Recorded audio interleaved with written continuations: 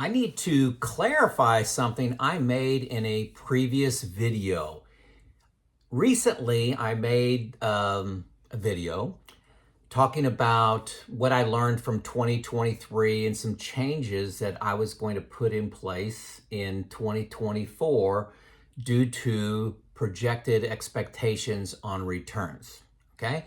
A viewer, one of you, John, not to mention names, accused me of chasing returns, something I have spoken out several times against.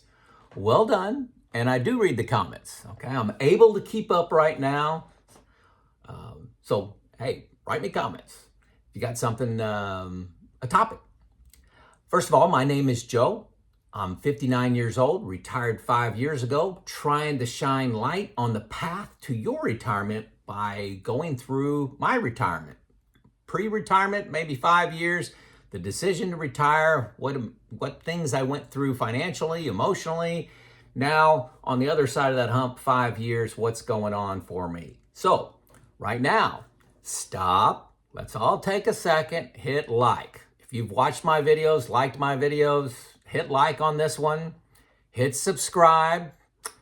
2/3 of you that are watching this content aren't subscribed. That's common. But hey, leave a comment if you got something, especially if you got a suggestion for some content and something is confusing to you. But be nice. Unfortunately, 1% of the people aren't nice, okay? I can take it though. So let's get into this.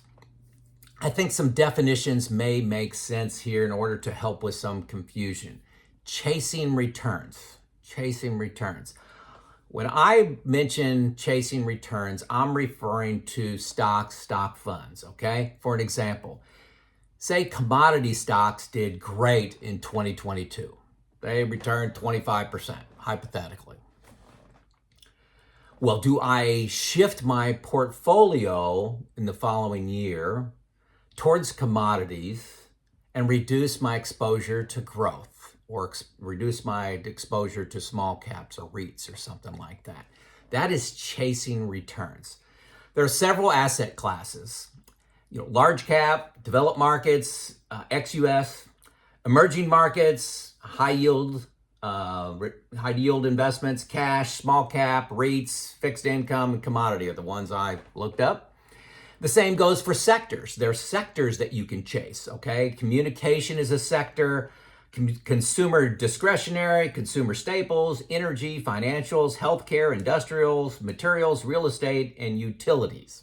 Okay, those are all different sectors that you can do the same chasing. So you have these funds and you say, well, last year healthcare did real good, so I'm going to shift away from REITs into healthcare, and then you're kind of just chasing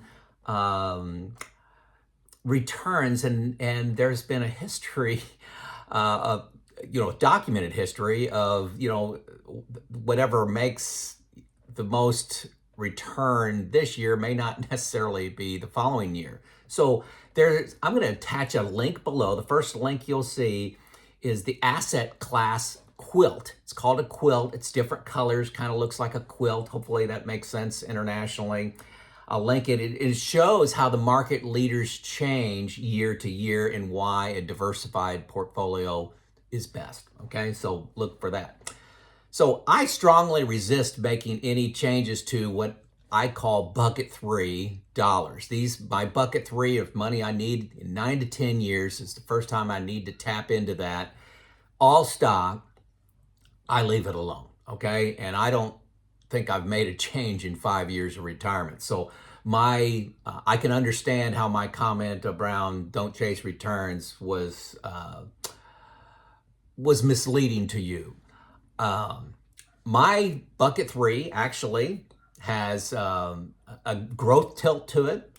Also, I got about 60% is large cap, 20% is small cap, 60% large cap, 20% mid cap, 5% small cap, and 15% international. That's what I chose as my mix. Not saying it's right, not saying it's wrong. You pick whatever you want. You could just go total stock market with you if you want. This is what I do. Hopefully, I won't get any judgments there. So looking at the change that I suggested, that indicated that I'm planning on making in the first quarter of 2024, I was talking about the bond market. Bonds have been serious losers, folks, since about 2008. You know, you're getting 0.5% or something like that. And then they had a really bad 2022. You know, I was in the neighborhood of 15% losses for bond funds as the Fed rapidly increased rates. I'm sure you know about this. But at current rates, with that rapid change, a lot of people are expected in the next 6 to 18 months to have bond rates cut, not bond rates, Fed rate changes down, which will increase bonds, perhaps even to double-digit returns after, you know, maybe 1 or 2 years. So when the Fed cuts rates, that actually increases the yield on existing bonds, okay? So look at history, look up a bond fund. I'm not gonna do this for you, but look up a bond fund. After one of these years, you just go to Yahoo Finance and look at the performance history and look where bonds lost like 10% and look at the next 2 years, okay? Just look at the next 2 years. You'll see them be pretty green. There'll be some pretty good green bars there. So I'm looking at this saying, hey, bonds are returning 5 to 6% right now. I can expect that kind of as a floor. And if the Fed lowers rates, maybe I'll get 8, 9, 10, 12% returns with very little risk. Now, this is not advice. This is just my thinking.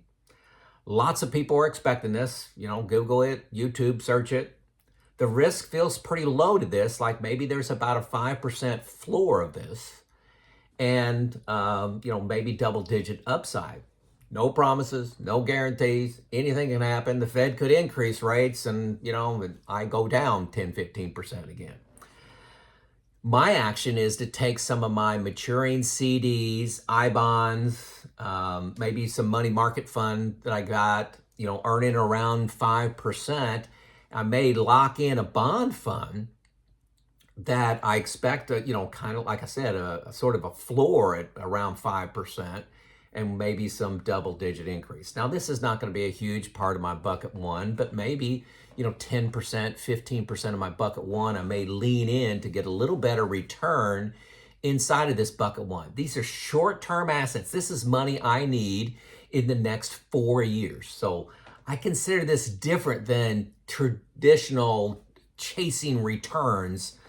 You know, when you hear chasing returns, most people are talking about sectors and asset classes, not CDs, money market funds, bond funds. They're usually not talking that. So at least in my circles of learning, okay?